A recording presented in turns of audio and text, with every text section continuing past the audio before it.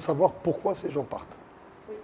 Ça, c'est pas la faute de la CGM ou la faute des... Les gens cherchent des conditions de vie, ils pensent que l'herbe est plus verte ailleurs. Donc ils sont obligés, on peut pas... Moi-même, j'ai vécu des situations de gens qui travaillaient chez moi et qui sont partis et quand des gens compétents, en essayant de comprendre c'était un problème de salaire ou là c'était... Non, c'était un problème que l'herbe est plus verte ailleurs et tu peux rien faire contre ça. C'est une question de salaire. Parfois les salaires sont équivalents, sinon vraiment un peu mieux. Mais c'est plus une question de donner une meilleure éducation à leurs enfants, une meilleure prise en charge, l'accès au sport, santé. Vous savez, une entreprise qui est satisfaite de quelqu'un va tout faire pour le garder. Après, il y a des choses où on ne peut pas concurrencer, c'est le fait d'aller chercher une meilleure vie ailleurs. Sur la question de la fuite des cerveaux, comme le disait le président, c'est un ensemble de... C'est l'environnement général qui fait qu'à un moment, certaines personnes décident de partir. De notre point de vue, donc c'est du travail sur plein de sujets différents. C'est un peu comme l'environnement des affaires. C'est un travail sur plein d'éléments qui font qu'à un moment, les gens se disent... Et je pense qu'on fait ce travail. C'est par exemple la généralisation de la MO, c'est important, parce que ça aide à ADA. C'est l'amélioration de la qualité des soins. Et on voit bien que l'écosystème de la santé évolue. Il y a des groupes qui se forment, ça se professionnalise, on le sent, on le voit tous. Mais évidemment, c'est l'amélioration du système d'éducation sur lequel il y a une certaine évolution depuis une vingtaine d'années. Est-ce que c'est suffisant? Pas, non, ce n'est pas suffisant, mais non. Maintenant, si on regarde globalement, à mon avis, nos gens partent un peu moins qu'il y a 15 ans, parce que notre système s'améliore.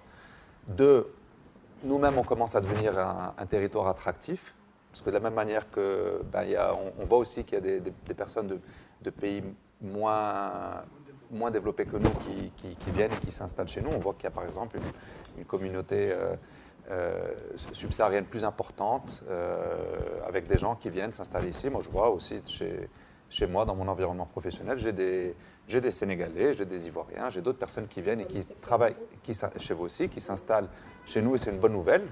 Donc, on voit qu'on devient attractif.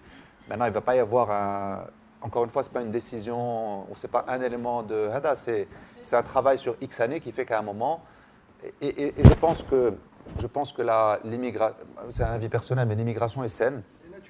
Et naturelle, elle est saine, et elle ne peut pas être bloquée. Le Maroc, on a une chance. Moi, je vois par rapport à l'Europe où l'âge moyen est de 48 ans, et au Maroc, on a un âge moyen, je crois, de 27 ans, on a 28 ans. Donc, ça, c'est un avantage certain. Donc, ce qu'il faut faire, c'est former plus pour répondre à cette demande qui est forte, former plus de jeunes. Et c'est pour ça qu'on appelle un peu à ce que cette formation soit beaucoup plus développée pour répondre à ce manque. Les ingénieurs, tout ce qu'on peut former vont ou bien être recrutés, ou là ils vont être recrutés au Maroc, ou là ils vont être recrutés ailleurs. Mais ce qui est très important, c'est qu'on a un vrai vivier de jeunes qu'il faut continuer à former. Et c'est pour nous la meilleure réponse à ce genre de situation. Et comme a dit Mehdi, l'immigration a existé pendant toute l'existence de la Terre et il ne faut pas l'arrêter, c'est naturel. Les gens qui partent, ils reviennent. La plupart des gens, ils partent au moyen de 10 ans, ils reviennent au Maroc parce qu'ils ont envie de revenir dans leur pays, parce qu'ils se sont construits, donc finalement on récupère d'une manière ou d'une autre. Mais ce qu'il faut, c'est surtout former, continuer à former. On a un vivier de jeunes et, alhamdoulilah, heureusement. Je me serais inquiété si on était une population avec un âge moyen comme en Europe, où on n'a pas où trouver un vivier à former.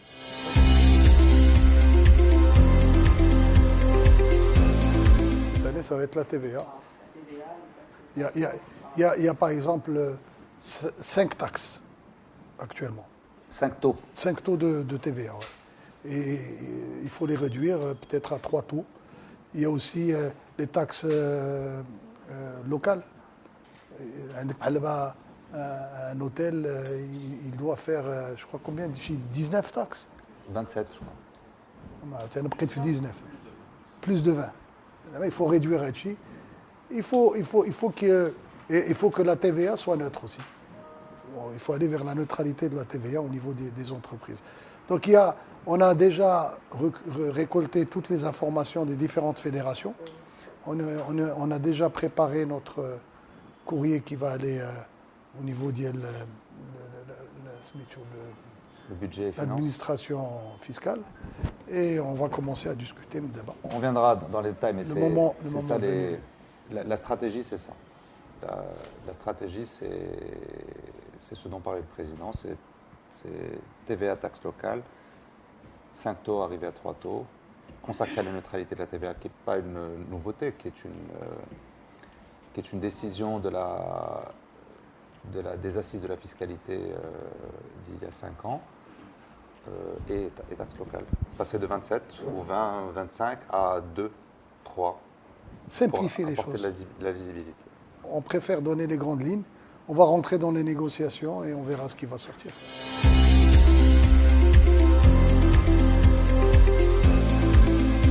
La bourse, quand on voit la bourse, depuis la création de la bourse, il y a eu 72 entreprises qui sont cotées en bourse. Sur ces 72, moins que la moitié sont dynamiques, ce qui ne reflète pas l'économie de notre pays. Il faut que la bourse soit le miroir de l'économie du pays. Et pour faire ça, il faut inciter. Il n'y a aucune dans ma PME, la bourse, ou peut-être une ou deux, hein, mais vraiment. Alors que la PME représente 95% de notre économie, donc il doit être reflété dans la bourse. Il faut vraiment mettre des incitations fiscales, des incitations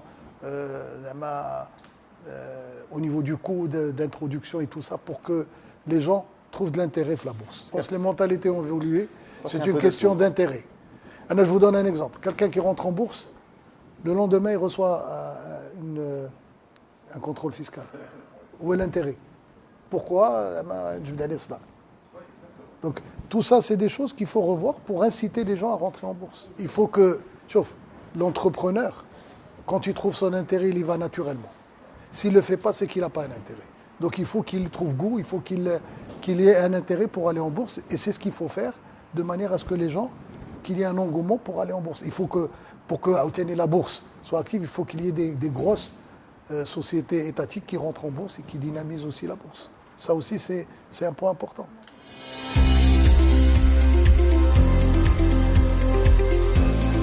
Sur ce sujet, mais dis-moi, je crois que ça a été vraiment le premier sujet qu'on a abordé. Il y a 450 milliards de dirhams qui tournent. C'est une banque qui n'a pas de nom. Et il y avait un système qui faisait qu'on pénalisait l'entreprise qui ne pouvait pas se faire payer. Donc c'était complètement illogique. Une petite PME qui doit à une grande entreprise de l'argent, qui ne peut pas se faire payer et qu'on vient pénaliser. Donc quand on s'est pénalise assis, parce qu'on paye, on pénalise parce que les impôts viennent et vont redresser sur les 6% que la petite entreprise aurait dû facturer à la grande entreprise qui ne l'a pas payé. Donc elle, non seulement elle n'a pas payé, mais en plus elle se fait redresser sur le... Donc on avait inversé le système pour que celui qui soit pénalisé soit la grande entreprise soit qui ne celle paye qui pas. n'est pas payée et pas celle qui n'a pas été payée. Donc ça c'est le premier point. Sur la façon dont ça a été fait, c'est une taxe sur un non-paiement sur un certain délai. Qui va aller au Donc ça a pris du temps pour être... Ça a pris 3 ans. Ça a pris 3 ans. Encore un exemple d'ailleurs de ce dont on parlait, Hada, entre une décision collégiale et un texte qui sort 3 ans, c'est long. Maintenant, si on devait être critique par rapport à cette... D'abord, ça vient d'être mis en place, mais deux, il va falloir... Si on veut vraiment que ça ait de l'impact, il va falloir aussi monter être moins permissif encore dans les délais, parce que je pense que là... C'est 90 jours d'abord. Non, 120. 120 pour aller à 90 jours. Donc, et c'est des entreprises qui sont au-delà de, je crois, je sais pas quoi, 2 millions C'est ça. 2 millions de dirhams de chiffre d'affaires. Mais 120, c'est long déjà. C'est-à-dire Ouais, mais il faut commencer quelque part, on est d'accord. Mais on ne commence à comptabiliser qu'à partir de 120 jours. Pour que réellement on baisse beaucoup les délais de paiement, il va falloir que Hadik 120, et ça a été pensé comme ça dès le départ, c'est de dire commençons par 120 et puis après on va réduire progressivement. Mais bon, il faut une prise de conscience. Ça c'est il faut une prise de conscience. بحال قلتي دابا هاد les motos qui brillent le feu rouge. كتشوف on conduit tous à Casablanca. Je pense qu'il y a 9 motos sur 10 qui ne s'arrêtent pas au feu rouge. Il faut qu'il y ait une autorité qui fasse que les gens vont respecter les délais. Et c'est à partir de là, parce que là c'est devenu un sport national. Quand on voit des sociétés qui, je ne vais pas les nommer, mais des sociétés très importantes qui ont des moyens et qui ne payent pas,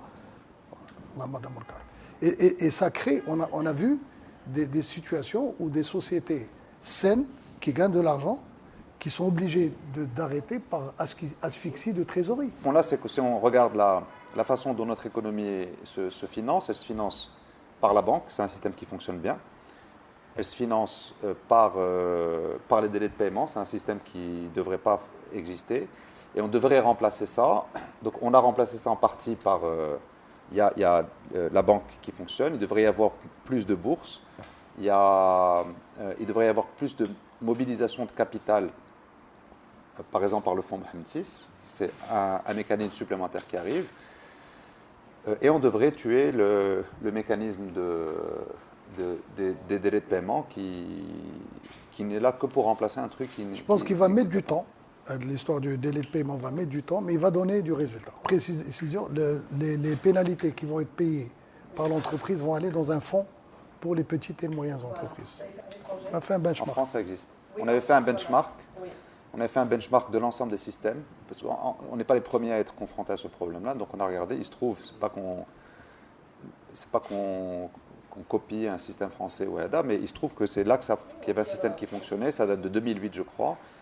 Et comme il y avait une profondeur d'exercice, là on avait vu quels étaient les systèmes qui avaient existé partout. Celui qui fonctionnait bien et qui avait donné des résultats était celui-là. Il faut dire qu'à partir du moment où on a commencé à discuter, en mettant le forcing, je ne vous cache pas qu'on avait une commission, des gens qui étaient là-dessus tout le temps, on a mis 3 ans. Alors qu'il y avait une nécessité, une urgence à faire... Voilà. On a déjà mis où est-ce que les fonds vont être mis.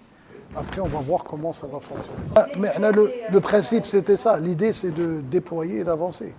Il faut arrêter à de la banque au black. Ça, c'est une vraie banque qui est là, qui est virtuelle, mais qui est réelle.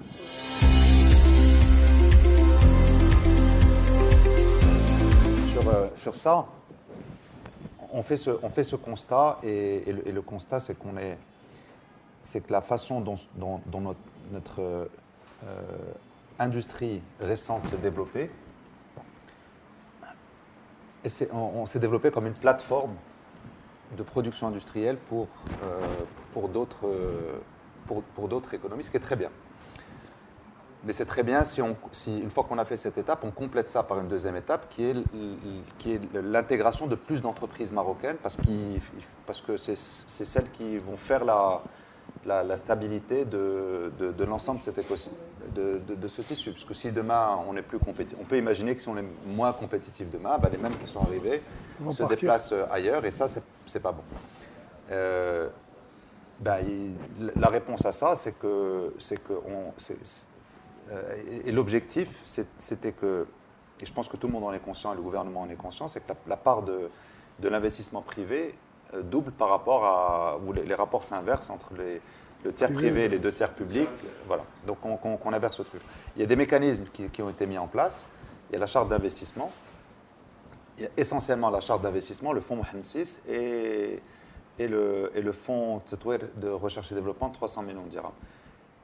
C'est quand même beaucoup d'outils. Si on couple ça avec les programmes sur le foncier, logistique, etc., l'énergie, etc., c'est beaucoup d'outils pour que plus la politique de substitution à l'import du ministère du Commerce et de l'Industrie, la banque de projet, dans laquelle on a été très impliqué, dans la War Room, qui choisissait les projets, faisait les fiches, etc.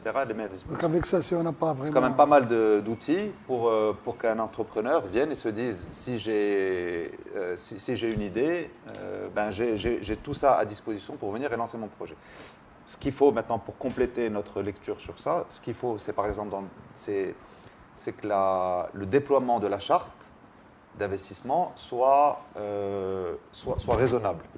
Et par exemple, il y a quelques idées on est impliqué dans les procédures de mise en œuvre de la charte, mais un des points, par exemple, sur lequel on insiste, c'est que dans le déblocage des subventions qui peuvent aller jusqu'à 30% de l'investissement, qu'il se fasse a priori de l'investissement et pas a posteriori. Parce que La banque finance automatiquement. s'ils se font a posteriori, ça veut dire qu'une personne doit débourser, pour un projet de 50 millions par exemple, doit débourser 50 millions, ou en tout cas la part des fonds propres, attendre un certain temps, et c'est la façon dont on fonctionne aujourd'hui de façon générale, avant d'être remboursé. Mais ça veut dire aussi que toutes les personnes qui n'ont pas les moyens ou qui n'ont pas l'argent disponible ne pourront pas faire leur projet s'il n'y a pas... Donc ça, par exemple, c'est un exemple de chose sur laquelle la CGM a beaucoup travaillé, milité, dans le cadre de des procédures de déploiement, pour que si une personne est éligible, on lui donne son argent, elle aille faire son projet, et qu'on ne se dise pas, comme on le fait jusqu'à présent, déploie, prouve-moi que tu as fait ton truc, et dépose ton dossier, et dans un an, je te rembourserai. Ces éléments qu'a cité Mehdi font que, franchement, si la personne n'investit pas, ce n'est pas la faute aux moyens qu'on a mis en place, honnêtement.